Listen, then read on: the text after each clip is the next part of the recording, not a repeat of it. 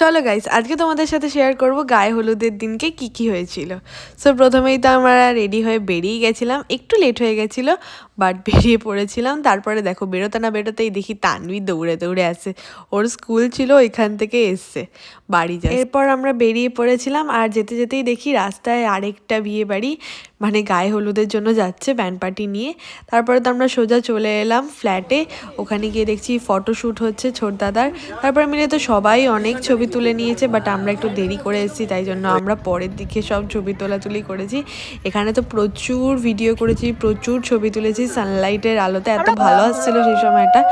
আর তারপরে তো দেখো অলরেডি গায়ে হলুদের রিচুয়াল সব কমপ্লিট হয়ে গেছে, জাস্ট গায়ে জল ঢালাটা বাকি ছিল আর ফটোশ্যুটের জন্য এটা কমপ্লিট করা হচ্ছিল। তারপরে তো এখানে আমরা সবাই অনেক ছবি তুলেছি, এগুলো এখনো আসেনি, ছবিগুলো যখন আসবে আমি ইনস্টাগ্রামে সব পোস্ট করবো। আর এখানে আমরা ফুল নিয়ে দাঁড়িয়ে গেছিলাম সবাই মিলে ফটোশ্যুট করবো বলে। চলো শুভ রেডি, চল রেডি 1 2 3 স্টার্ট। এই নিচে থেকে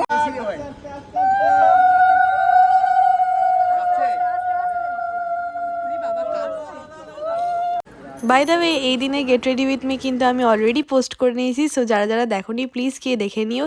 আর আমার লুকটা কেমন লাগলো প্লিজ কমেন্ট সেকশনে জানিয়ে দিও। তারপরে তো দুপুরবেলা আমরা খেতে বসে গেছিলাম, এই দুপুরের মেনু আমি শেয়ার করব নেক্সট ভিডিওতে। এখন খাওয়া দাওয়া হয়ে গেছে আর আমি এখানে যে দেখো কি গুলুগুলুর মতো দেখতে, ওলে বলে ওলে বলে তিনটে, এই নেই যা এতক্ষণ বডিটা ইয়ে ওলে বাবলে গম গম।